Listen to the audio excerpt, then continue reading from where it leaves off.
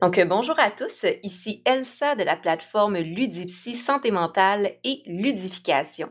Et aujourd'hui, j'ai le plaisir de pouvoir discuter avec Francis Ménard, qui est le directeur général de Parasport Québec. Donc, en fait, qu'est-ce que c'est Parasport Québec? On va le découvrir un peu avec Francis. On va également découvrir son cheminement qui l'a amené à devenir directeur général de Parasport Québec. Mais on va aussi parler d'un projet très intéressant qui a été mis sur pied pendant le confinement avec les athlètes de Power Chair Soccer. Donc, il s'agit du projet e-sport adapté. E-sport, sport électronique, donc est un concept qui est maintenant en popularité, mais qui peut encore être un peu méconnu, qui est justement le sport électronique, donc le jeu vidéo comme forme de sport compétitif. Donc, Francis, ben, enchanté. Merci de participer à cette entrevue-discussion. Merci de m'avoir invité, ça fait plaisir.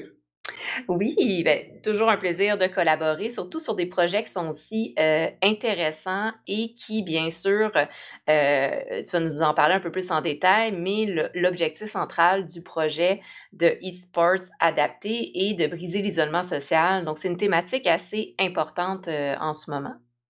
Effectivement, nos athlètes habituellement sont très engagés dans leur sport, présents, veulent s'entraîner toujours plus dans les gyms et surtout nos athlètes en Power Chair Soccer qui ont des handicaps un peu plus lourds, donc qui ont besoin d'assistance.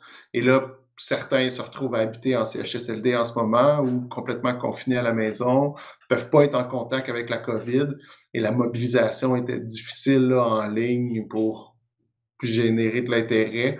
Donc, c'est à suite à des échanges avec eux là, qu'il y a certains qui sont un peu plus gamers, si je peux dire, puis qui voyaient le jeu Rocket League, puis ils disaient, ben, est-ce qu'on peut faire quelque chose autour de ça? Puis mon intérêt personnel, ben, on a joint les deux, puis on a créé un petit projet pilote, là.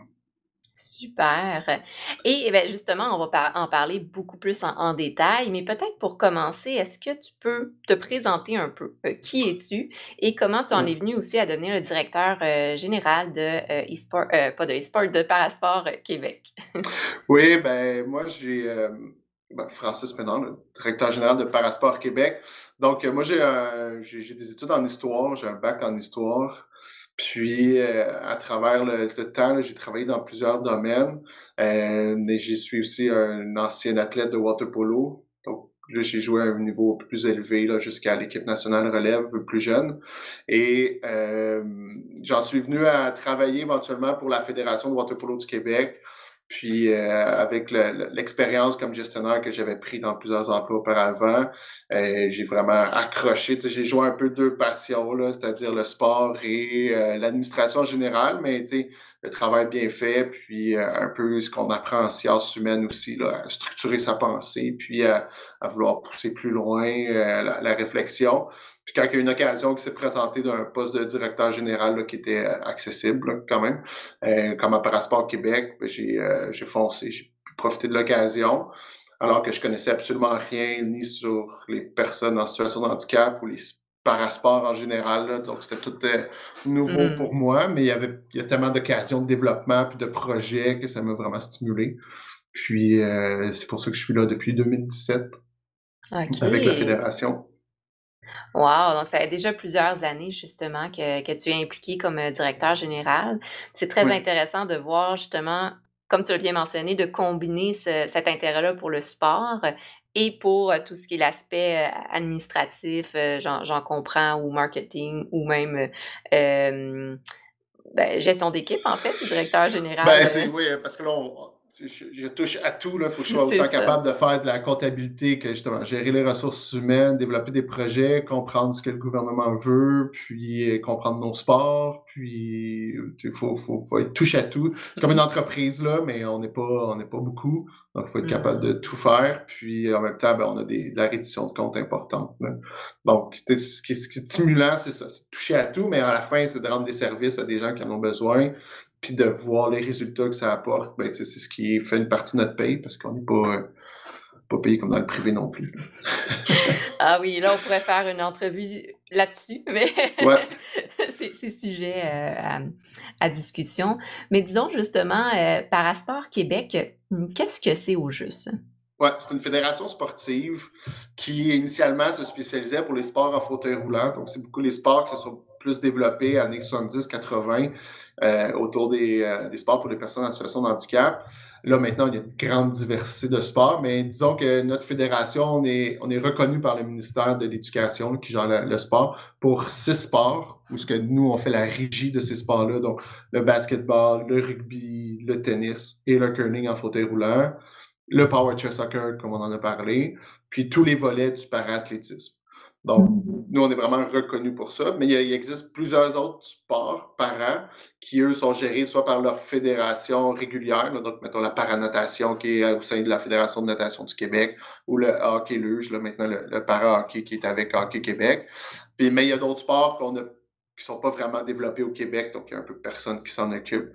Mais c'est ça. Fait que nous, dans le fond, on a cette mission-là de fédération sportive, mais on a aussi une mission plus sociale, c'est-à-dire de promotion et de développement des parasports en général.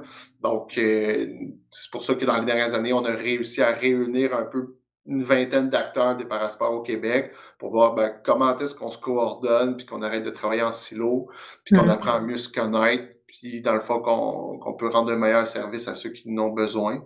Donc, on comble un peu là, par rapport aux autres fédérations sportives qui sont vraiment concentrées souvent sur leur discipline puis un peu plus sur la haute performance. Nous, il faut vraiment s'impliquer autant dans le développement de nos sports, mais on s'est donné une mission aussi de faire ça pour l'ensemble des disciplines parasportives. OK, wow! Donc, c'est effectivement une très, très grande mission qui peut demander beaucoup de gestion, beaucoup d'organisation, mais qui a vraiment des belles valeurs. Ouais, puis de la collecte de fonds. Et de la collecte de fonds, bien sûr, parce que ça reste Ouais. un organisme. OK. Donc, à titre informatif, la Fédération de Parasport Québec existe depuis combien de temps? Début des années 80, je pense 83-84, l'enregistrement comme au BNL. Après ça, je pense que ça a été reconnu comme fédération en 89 officiellement.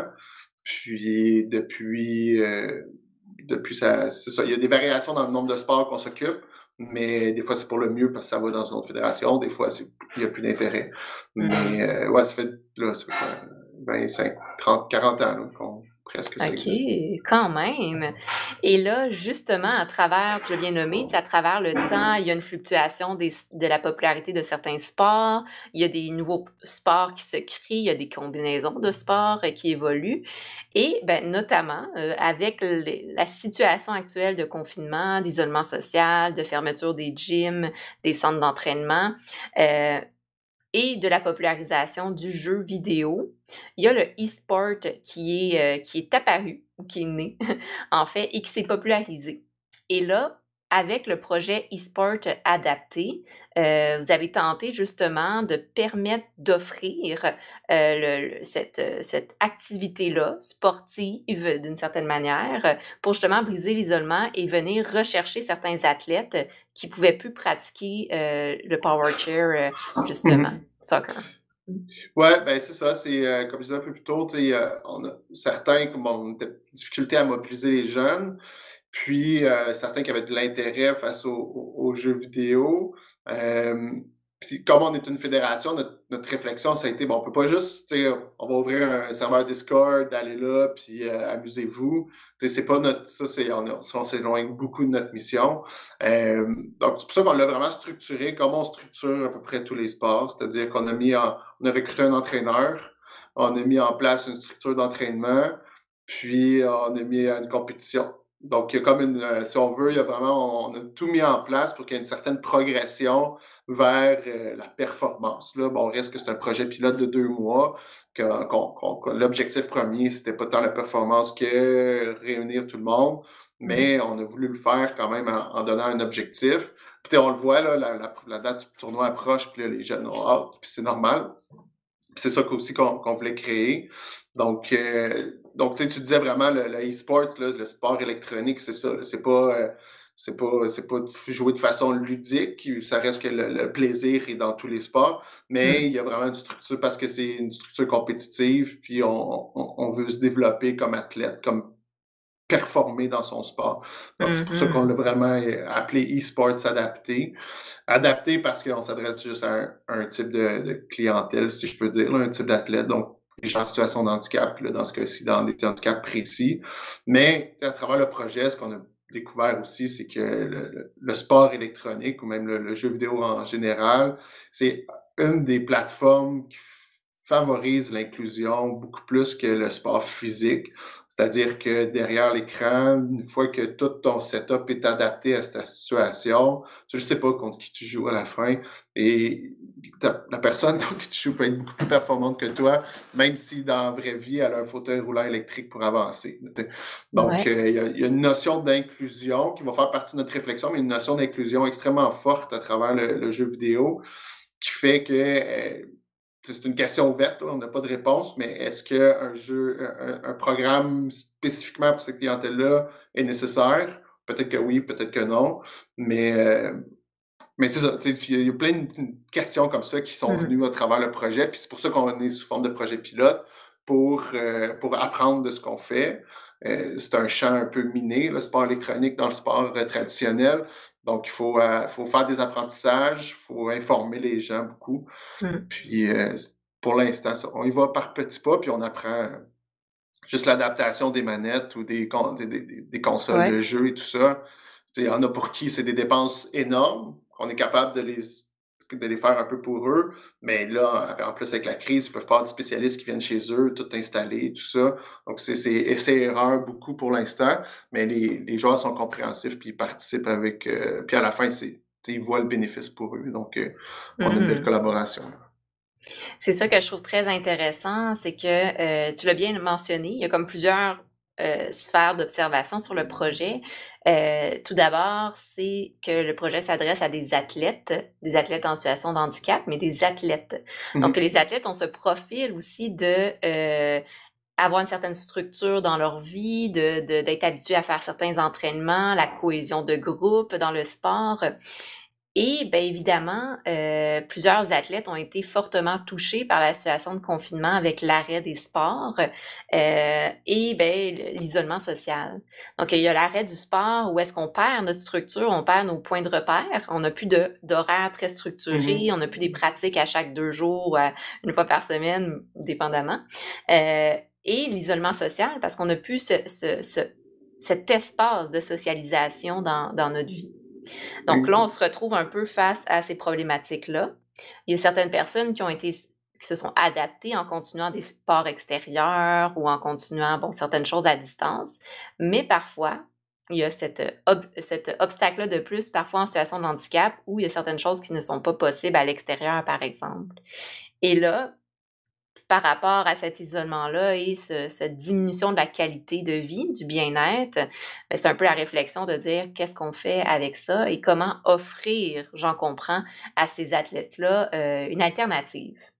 Si j'en comprends, c'est un peu le point de départ de la réflexion. Ouais, ben oui, exactement. Tu l'as bien résumé, là, la vie de l'athlète par rapport à la crise, puis la situation particulière qu'eux vivent. Comme je disais, certains en CHSLD, ils n'ont pas pu sortir, ils ont vécu comme nos grands-parents un peu la crise de Mhm. l'intérieur. Et avec les problèmes de santé qu'ils peuvent vivre, tout le système respiratoire et tout ça. Donc pour eux, c'était interdiction d'avoir la COVID, tout simplement. Là. Mm. Euh, Puis, tu sais, les occasions d'activités spontanées, que ce soit physique ou juste d'aller dehors, marcher, tu sais, cette notion-là est plus ou moins existante là, quand tu es en fauteuil électrique ou même en fauteuil manuel, là. Surtout en hiver, c'est extrêmement difficile. Donc, il y a beaucoup plus de planification. Tu peux pas juste dire je m'en vais puis je fais ça. Il y en a qui peuvent parce Mm. qu'ils ont l'autonomie pour, mais il y en a, ceux-là en particulier, les Mm. athlètes qu'on parle en Power Chain, il y en a peu qui ont ça. Donc, ça n'a pas été des mois faciles. Donc, tu sais, puis on le voit, là, parce qu'on a fini par offrir, là, le soir, des fois, je regarde un peu sur le Discord, ben, il y en a plusieurs qui sont connectés, ils jouent ensemble. Tu sais, c'est juste ce lien social-là qu'ils peuvent créer, mais tu sais, là, ils peuvent se parler, ils peuvent se voir, ils peuvent jouer dans le même jeu. Donc, tu sais, c'est pas comme être dans le même gym le samedi, mais on s'approche de briser l'isolement, là, c'était beaucoup ça. Puis, tu sais, là, il va falloir l'évaluer, c'est-à-dire c'est quoi le Ouais. réel impact qu'on a eu. Donc, tu sais, c'était pour ça qu'il y avait une notion de recherche. On s'était associé avec une chaire de recherche à l'Université de Montréal là, qui a malheureusement fermé en cours d'études. Donc, on est en train de réorganiser notre projet. Mais là, on travaille avec des gens à l'UQAM là, pour essayer d'au moins là, de tirer des données brutes, puis après ça, de peut-être pouvoir les réutiliser par après. On a déjà des contacts avec d'autres chercheurs qui vont être prêts à les réutiliser. Mais l'idée, Wow. c'est juste de les sortir pour tirer des conclusions à nous à l'interne, mais aussi de voir là, est-ce que ça se compare à d'autres choses qui existent déjà? Puis si oui, ben, qu'est-ce qu'on a bien fait, pas bien fait? Il faut juste tout évaluer pour être sûr qu'on prenne les bonnes décisions après, mais aussi pour à d'autres de voir, de comprendre qu'est-ce que c'est. Parce que souvent, là, tu dis sports, là, tu parles. Ben, c'est ça. C'est l'aspect négatif que j'entends plus que le positif à travers le sport traditionnel qu'il faut un peu démystifier. Puis, ben, c'est à travers des initiatives comme ça qu'on va réussir à le faire. Là. Tout à fait. Puis je pense que tu le nommes bien en ce moment, peut-être les deux principaux obstacles, je peux le nommer comme ça, ou défis, c'est tout d'abord la reconnaissance à la base du e-sport, qui est en train de devenir de plus en plus reconnu, mais il y a plusieurs personnes qui ne savent pas encore qu'est-ce que c'est que le e-sport, le sport électronique. Ouais. Et par la suite, ben, c'est la reconnaissance et l'intégration du e-sport dans les fédérations de parasport. Donc, que ça soit reconnu comme un sport qui peut amener des différents effets positifs plus que négatifs pour les athlètes. Ben, tu sais, juste si on le prend très largement, là, j'ai fait je suis au DESS en management du sport au HEC, puis j'avais fait une recherche spécifiquement là-dessus sur le sport électronique parce que ça m'intéressait. Puis c'est pas l'angle, il faut pas approcher le sport électronique, est-ce que c'est du sport ou pas? Parce que là, on passe à côté de la question, Mhm. puis on tombe dans l'émotif, puis on tombe dans quelque chose que c'est trop facile de s'arrêter à ça pour dire c'est pas du sport, on fait rien. Regardons c'est quoi la situation, c'est vraiment une forte demande. Et la seule option qu'on leur offre aux jeunes qui trippent et qui veulent s'organiser, c'est ben, soit le fait chez vous, toute seule, sans support, sans rien. Puis à ce moment-là, advienne que pourra.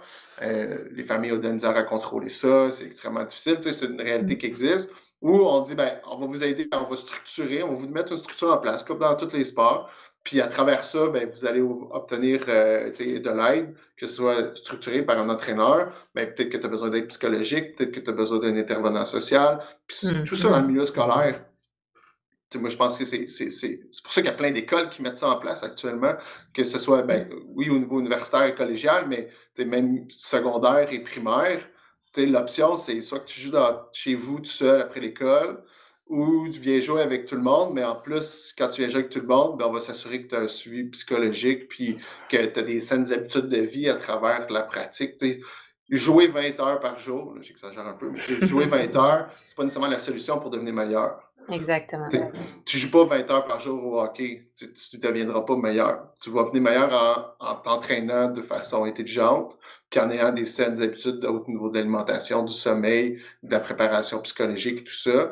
C'est la même chose en sport électronique. C'est pas parce que tu joues 20 heures par jour que, oui, tu vas devenir meilleur, mais à un moment donné, tu vas plafonner, ça ne servira à C'est rien. ça. Ben, si on te donne un entraîneur, on te donne un contexte, on te permet de faire du sport et de l'activité physique en même temps, ce que fait, mettons, l'Académie e-sports de Montréal, avec les écoles avec lesquelles ils travaillent, il y a 1 heure d'activité physique incluse à chaque jour d'entraînement en sport électronique. Donc, tous ces éléments-là font que tu deviens nécessairement meilleur à travers ta discipline, là, dans ce cas-ci, le jeu vidéo.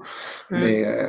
Mais fait que c'est ça. Fait que je pense que la notion de parler de sport électronique, on s'arrête trop facilement à la notion, c'est pas du sport, le monde bouge pas. OK, oui, mais après, puis c'est des problèmes que des pays qui ont vraiment embrassé, c'est-à-dire, si on regarde le Danemark ou la France, qui ont vraiment eu des états généraux complets, nationaux sur la question, puis qui ont dit, bon, on va donner une structure à la chose.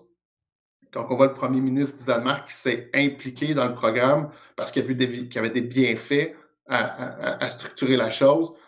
Ben, qu'on se tourne ici, puis qu'on regarde un peu le train passer, puis qu'on fait rien, moi, je trouve ça un peu désolant. Tu sais, genre, je veux pas nécessairement faire un cheval de bataille personnel, mais reste que j'ai l'impression qu'en haut, là, ils comprennent pas ce qui se passe. Puis là, quand ça va être le temps de réagir, parce que là, hop, à Los Angeles, là, il faut envoyer des équipes, il faut organiser une équipe nationale, puis il faut avoir un système de... On veut des athlètes québécois, coudonc, hein, ça serait le fun. Puis, ah shit, c'est dans 4 ans, qu'est-ce qu'on fait? Ben, quand on va être rendu là, je pense qu'il va être trop tard pour que ça soit de façon intelligente. Mhm. Fait qu'on a l'occasion de le faire d'avance, puis qu'on a l'occasion de prévoir ça. Ben, qu'est-ce qu'on fait? Ben, actuellement, on n'a aucune réponse. On laisse les écoles faire un peu n'importe quoi. Ben, pas n'importe quoi, c'est-à-dire qu'ils le font très bien, mais il n'y a pas de direction, il n'y a C'est rien en ça, c'est pas arrière. soutenu. C'est les écoles font de leur mieux, les entraîneurs, là, tu sais, toute la gang, les gens qui sont à la Fédération des sports électroniques du Québec ou autres, tu sais, essayent d'avoir une offre de service, comment qu'on entraîne des entraîneurs et tout ça. Mais il reste qu'ils sont un peu à l'écart de tout ce qui peut se faire dans le sport traditionnel, puis des apprentissages qui sont là. Mais pourquoi ne pas leur en faire profiter? Tu sais, c'est plein d'absurdités un peu comme ça, mais bon, c'est normal, c'est le début. Ben, on est plus qu'au début du sport électronique, là, mais il reste qu'il y a comme des occasions manquées actuellement qui font qu'il y a un bel arrimage qui pourrait se faire de façon intelligente, mais que là, on passe à côté. C'était mon Exactement. éditorial, je suis désolé. Non, mais c'est très. On voit que c'est un sujet qui te passionne. Je pense que la Ben oui. passion est un élément très, très important pour mettre en place des choses puis aller chercher ce côté-là d'entrepreneuriat, mais aussi de fonder quelque chose, comme tu l'as nommé, qui n'est pas encore mis en place et qui n'est pas encore reconnu. Ça demande beaucoup de passion, entre autres, du réseautage, de la sensibilisation, mais la passion est un bon point de départ, là. Ben, effectivement, puis on a l'occasion, mais en occasion, on vit quelque chose d'un peu unique, où est-ce que dès le début de la crise, on avait des articles qui disaient augmentation du nombre d'heures de jeu, augmentation de la popularité des sports électroniques. De l'autre côté, augmentation des problèmes de santé mentale et tout ça. Ben, je ne dis pas que les deux sont nécessairement liés, mais on l'a vu par le documentaire d'Alexandre Taillefer sur son fils. Il y a même des députés qui sont au gouvernement actuellement, que leurs enfants vivent des problèmes de cyberdépendance et tout ça. C'est pas nécessairement lié, mais il y a un lien entre les deux.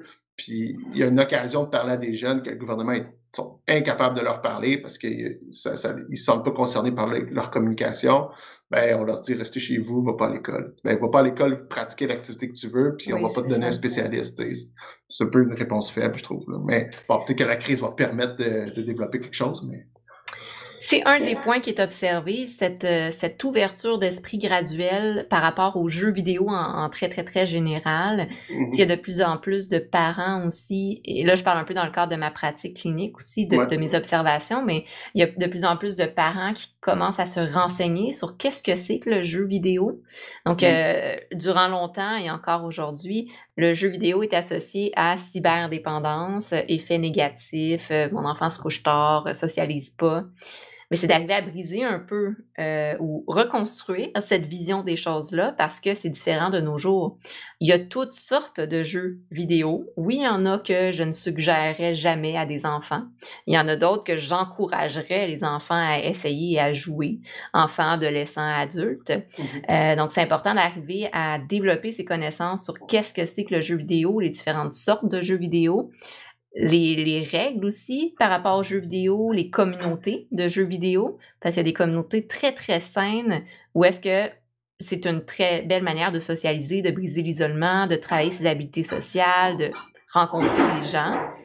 Effectivement, comme dans toute chose, il y a des extrêmes, mais c'est d'arriver au moins à informer, sensibiliser les gens et les intervenants et les professionnels de toutes sortes par rapport à l'impact du jeu vidéo. Justement, pour que qu'il y ait cette meilleure ouverture d'esprit par rapport à ça.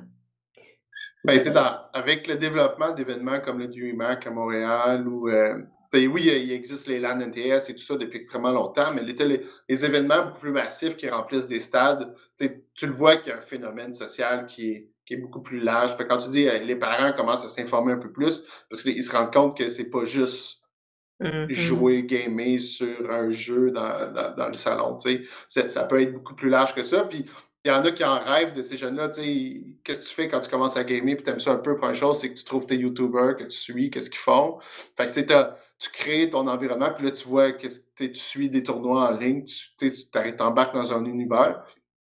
Mais c'est sûr, quand ta famille ne comprend pas trop, quand ton entourage ne comprend pas ce que c'est difficile de dire d'en faire un rêve. Mais pour avoir vu quelques documentaires, c'est quand tu vois que les parents pas encourage, mais aide à développer ça, puis qu'ils Exactement. comprennent que c'est pas juste de l'excès, mais qu'il y a que c'est une pratique légitime, ben à ce moment-là, ça offre des nouvelles possibilités. Mhm. Puis, on peut être contre, mais on va pas empêcher que ça arrive. Fait que rendu là, aussi bien de le comprendre, puis d'aider à le faire de façon saine, là. En fait, je pense que tu amènes un point très, très important, c'est que justement, on ça l'arrive. C'est un fait. Ouais, ouais. C'est là, c'est présent. Donc, on peut se combattre à essayer de le nier, de l'opprimer, de le contrer, ou on peut être dans le mouvement, mais le structurer comme tu l'as bien nommé, puis l'orienter. Parce que c'est pas ici, on n'est pas dans le tout ou rien, soit que on joue aux jeux vidéo puis on est dans l'excès, ou on joue pas du tout aux jeux vidéo, on coupe tout l'accès à la technologie.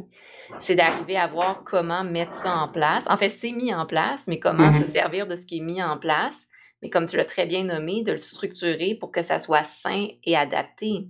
Et c'est un peu la même chose aussi dans les sports physiques, d'entraînement physique, exemple le soccer, disons. Ben, on veut pas non plus être dans l'excès parce qu'un enfant qui s'entraînerait 7 jours sur 7, 8 heures par jour, bon, etc., ça peut être dans l'excès, puis c'est pas mieux qu'un enfant qui joue à aucun sport. Encore là, c'est d'arriver à dire, ben, si ta passion, c'est le soccer, disons, ben OK, on va te montrer comment jouer, on va te structurer, on va t'offrir des experts qui vont t'orienter et des experts de différents domaines aussi. Parce que on l'observe, exemple, beaucoup dans les athlètes sportifs, ben, il y a beaucoup de problèmes de troubles alimentaires, il y a beaucoup de problèmes de perfectionnistes, et ça a un immense impact. Et encore là, Ouais. c'est pas parce que le sport est pas bon, c'est parce qu'il faut avoir cet encadrement-là, cette structure-là qui est adaptée, qui répond aux L'équilibre. besoins. Ça revient L'équilibre, souvent tout avec la à fait. notion d'équilibre, là, puis même dans les documents qui sont développés par le ministère, la notion du développement de la haute performance, c'est une approche beaucoup plus holistique, là, c'est-à-dire on approche l'être humain dans son ensemble, puis on ne l'approche pas juste sur un aspect de sa performance sportive, ce qui en fait des athlètes plus complets, mais qui fait aussi des athlètes, des humains ou des citoyens beaucoup plus complets une fois qu'ils qui sortent là, du sport, qui prennent leur retraite. Là, c'est pas, Ouais. on les jette pas par la fenêtre. Il faut qu'ils continuent à participer à la société. Donc, d'offrir tout cet encadrement-là, souvent amène des meilleurs résultats, mais aussi après ça, font des gens qui peuvent contribuer beaucoup plus longtemps à la société. Donc, c'est la même chose pour le sport électronique. Comment faire ça dans l'équilibre?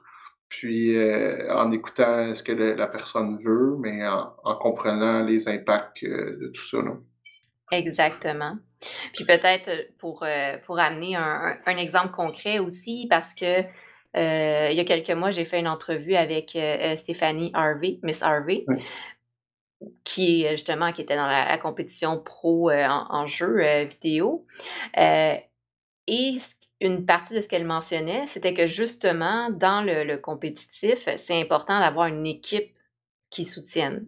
Tu l'as nommé aussi, c'est juste pour venir comme valider Mhm. l'importance concrètement. Donc, il y a présence d'intervenants parce que ça peut être épuisant, tu sais, de s'entraîner régulièrement. On fait certains sacrifices au niveau social ou on voit juste certains groupes d'amis ou, tu sais, il y a des effets.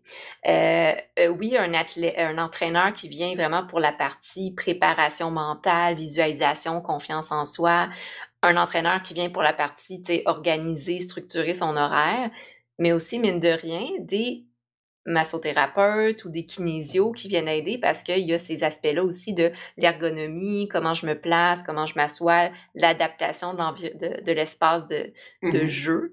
Et tout ça, si on nie l'importance du sport ou de l'e-sport, par exemple, ben, on nie l'importance de tout ça quand Ouais, on puis voit l'importance.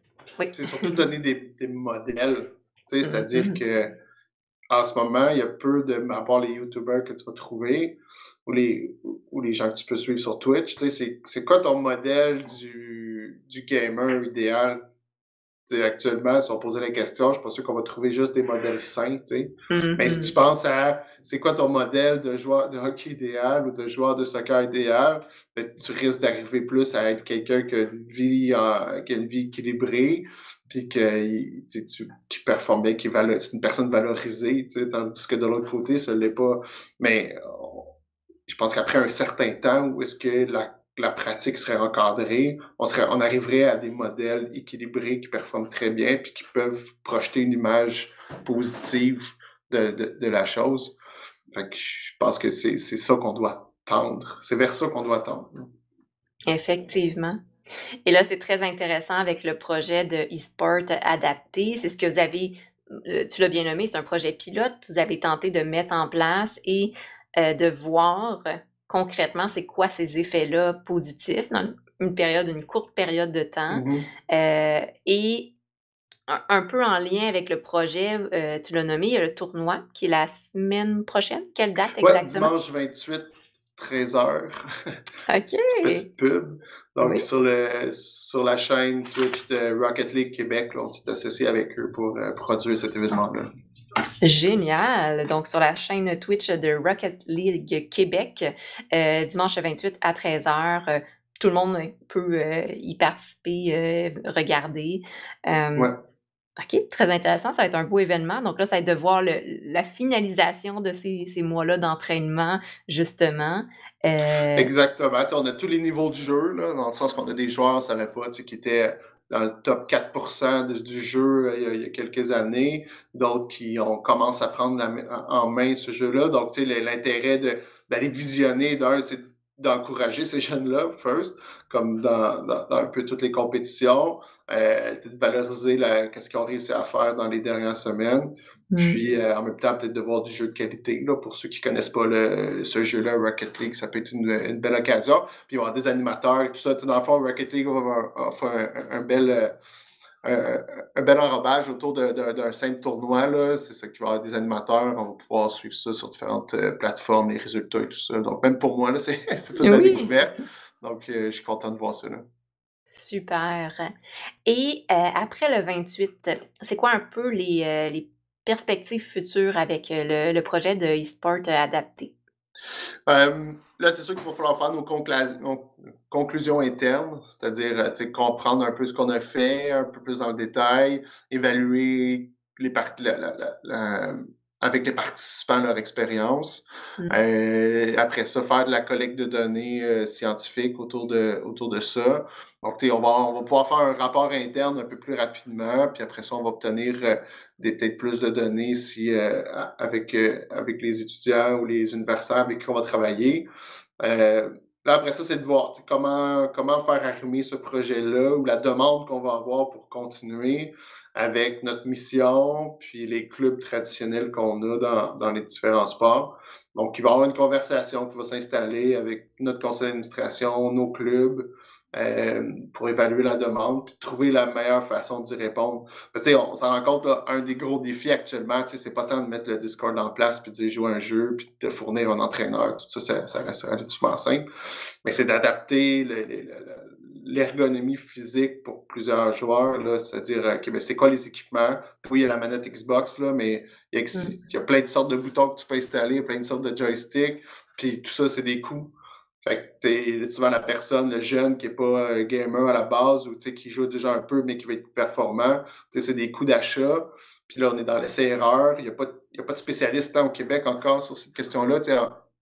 En France, en Angleterre, aux États-Unis, il y a des associations et des Mm. fondations qui sont spécialisées dans le jeu vidéo pour des personnes en situation de handicap. Donc, ils connaissent très bien les équipements, qu'est-ce qui est sur le marché, ils ont testé, puis tout ça. Mais là, actuellement, avec la crise, eux autres sont surbookés, là, ils n'avaient aucun temps à nous donner. Mm. Donc là, c'est pour ça. Puis au Canada, non plus, au Canada anglais, il y a une fondation là, qui nous a donné de l'équipement, mais qui n'a pas de spécialiste nécessairement disponible non plus. Donc là, on est en train de se développer une certaine expertise au Québec. Mais reste que si on lance, on est au club ça, puis tu vois, OK, c'est bon, on part, mais ils vont arriver après quelques semaines à la même question. Là. OK, j'ai 4 jeunes qui n'ont pas la manette, puis tout ça. On voudrait qu'ils les essayent. On leur dit de l'acheter. Ah, finalement, c'était pas ça.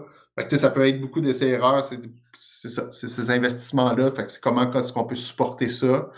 Est-ce qu'on peut trouver des organisations pour nous supporter? Moi, j'aimerais bien qu'Xbox Canada puisse nous supporter là-dedans. Un petit message Ouais. s'ils nous écoutent. Mais c'est eux qui ont développé la meilleure plateforme d'adaptation des jeux avec leur manette, puis la possibilité de brancher plusieurs Ouais. périphériques dessus pour vraiment répondre aux besoins spécifiques de chaque personne. Fait qu'une fois qu'on a ça, idéalement, on organiserait des événements dans les grands centres. On amènerait tous les équipements, puis on organiserait une petite journée, là, venez avec votre famille, jouer un peu, puis en même temps, ben, essayez, puis voyez ce qui vous convient. Ouais, Fait que ouais. ça, mais ça, faire ça, c'est le fun, c'est beau, mais ça demande des moyens. Mm. Donc, ça va être, tout ça, c'est des éléments. Fait que, par où est-ce qu'on s'en va après?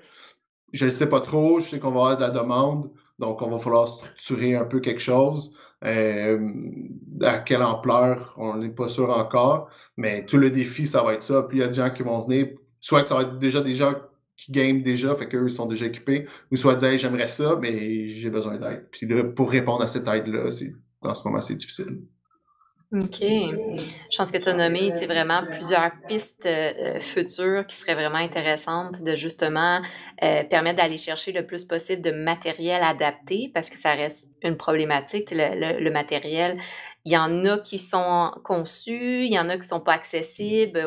Au Canada, Québec, j'en comprends qu'en ce moment, c'est encore peu accessible comme matériel. Donc encore là, un petit message subtil s'il y en a qu'il y a des gens qui sont dans la conception, de matériel adapté pour les joueurs. Et sûrement qu'en parallèle avec ça, avec la reconnaissance de l'e-sport adapté, il va y avoir aussi une reconnaissance qu'il y a besoin de matériel adapté. Et avec ça, ça peut amener, je l'espère, à court terme, moyen ou long terme, une belle offre de justement des ressources pour les personnes en situation de handicap. Oui. Non, mais c'est vraiment ça le défi, là, c'est toujours d'amener ce qu'ils ont besoin vers eux. Là. Donc, des fois, c'est facile Mhm. d'identifier les besoins, mais d'y répondre, c'est plus difficile. Donc, puis c'est long, c'est tout le temps le temps. Mais je pense que tu l'expérimentes un peu en essayant d'avoir deux de nos athlètes sur la balado. Les Oui. communications ça peuvent être plus longues et tout ça. Donc, tu sais, c'est toutes des choses qu'on apprend avec le temps. Mais je dis pas ça de façon négative, là, c'est-à-dire que c'est une réalité, là. Et Effectivement. il faut s'y adapter. Donc, ça va être ça de bien être capable de répondre, puis de faire en sorte que l'expérience est positive à la fin. Là, sinon, les gens décrochent, puis passent à d'autres choses Mhm. ou font rien d'autre. Donc, si au moins on est Effectivement. capable de les accrocher à travers une expérience positive. Puis, il y en a que j'en ai vu des événements, comme je te parlais, là, comme d'organiser, venez essayer. Ben, des fois, c'est les parents qui sont en situation de handicap, mais qui voudraient jouer avec leurs jeunes, qui aiment ça, jouer sur la Switch ou autre. Puis là, ils se retrouvent un peu, je sais pas comment faire. Puis là, en participant là, peuvent, OK, ben c'est ça que j'ai besoin, puis ils développent un lien qu'ils n'avaient pas nécessairement avec leurs jeunes. Donc, tu sais, puis ça, on est plus dans l'aspect récréatif, on s'éloigne du e-sport, mais reste que dans notre mission sociale d'aider les gens à situation de handicap de rester actifs, ben, tu sais, on embarque un peu plus dans cet esprit-là. Faut pas les Mhm. laisser tomber non plus. Donc, Effectivement. Puis c'est tout aussi important la relation aussi qu'on a avec nos parents, notre famille, que l'aspect social. Donc, ça vient chercher beaucoup ça, la capacité de se comprendre entre parents-enfants et de partager une activité commune. Puis si ça passe à travers le jeu vidéo, ben, c'est très positif aussi, là. Il y a de ah plus oui. en plus de familles en ce moment avec la situation aussi de confinement, la popularité des jeux vidéo qui jouent en famille. Donc, ça, c'est un point très intéressant, effectivement, que tu mentionnes. C'est cette partie-là aussi dans le sport électronique ou juste l'adaptation des jeux et des matériaux de jeu aussi. Mhm. OK. C'est un bon défi, là, ça, je dis, ça reste un bon défi puis une bonne piste de réflexion pour nous. Là. La dernière possibilité, c'est les studios de jeux. Tu sais, on le sait qu'il y a certains qui sont à Montréal, Runner ou Ubisoft, ils ont des laboratoires et tout ça. Mais là, ça a été plus difficile de rencontrer, de les Mmh. contacter pour l'instant. Fait que là, il reste à découvrir dans les prochains mois qu'est-ce qu'ils ont comme équipement, puis comment est-ce qu'ils s'ils ont une volonté de nous aider à se développer aussi. Là. Donc, ça, c'est une autre piste. Mmh. Donc, beaucoup de pistes. C'est de faire, comme tu l'as bien nommé, des petits pas pour voir qu'est-ce qui débouche, où est-ce que les gens veulent s'impliquer. Tu sais, en même temps, j'en profite aussi à travers cette entrevue pour lancer un message à tous dans les gens qui suivent, qui sont dans le domaine du jeu vidéo, soit de la conception du matériel ou même des jeux vidéo, de voir qu'effectivement, tu sais, il y a une grande demande et la demande s'étend aussi beaucoup à travers toutes sortes de profils de joueurs et joueuses et dont l'importance justement de garder ça en tête dans la conception des matériaux de jeu, de l'environnement de jeu et des jeux en tant que tels. Donc, avec le projet justement de e-sport adapté, c'est de mettre de l'avant justement qu'il y a différents profils de joueurs et que les joueurs en situation d'handicap, ben, ça peut, et là on est dans les hypothèses, mais une hypothèse presque confirmée que ça peut amener beaucoup d'effets très positifs sur le bien-être et l'équilibre et la qualité de vie. Ça va être très intéressant de voir après le tournoi, justement, donc la suite de dimanche prochain, le 28 mars, de voir qu'est-ce que déjà cet accomplissement-là, parce que tout athlète vit une préparation et là, il y a une compétition, on va le nommer ainsi, de voir déjà juste le fait d'avoir participé à ce processus-là et cette compétition-là, quels sont les effets positifs de ça, comment les différents athlètes se sentent. J'imagine, et on pourra en reparler, qu'il va y avoir un bel effet positif sur les différents athlètes qui se sont impliqués dans le processus. On va le souhaiter. On C'est le pour ça qu'on le fait. souhaite, Ouais. effectivement. J'invite en fait tous ceux qui nous écoutent, si jamais vous avez des questions sur la Fédération Parasport Québec, sur le projet de e-sport adapté, est-ce que, en fait, Francis, il y a un moyen de contacter soit toi directement ou la Fédération? Oui, ben, par courriel, là, c'est le plus simple, soit info@parasportquebec.com. Sinon, ben, tu sais, on est présent Facebook, Instagram, puis si vous trouvez notre serveur Discord, ben, vous pouvez vous joindre et poser vos questions. Super. Donc, effectivement, vous êtes facilement accessible sur différents médias sociaux, hein. Ça fait partie Mhm. de la technologie de nos jours. Et par courriel, donc facilement accessible si jamais les gens ont des questions sur les différents programmes, si jamais les gens veulent s'investir, s'impliquer dans un programme ou s'investir, s'impliquer aussi au niveau que ce soit monétaire ou de soutien ou de Ah, ça, c'est toujours réseautage. bienvenu. Effectivement, donc parce qu'on garde en tête que c'est une fédération qui est sans but lucratif à la base, donc Ouais. c'est un projet qui est très, très intéressant, qui permet, et on va le voir dans les prochaines semaines, mais qui permet fort probablement d'amener beaucoup de bien-être et de positif, de briser l'isolement social, entre autres, des personnes en situation d'handicap. Donc, merci beaucoup, Francis, d'avoir pris ce temps-là pour parler de qu'est-ce que c'est Parasport Québec, parler de toi, ton implication en tant que directeur général et bien sûr parler du projet e-sport adapté.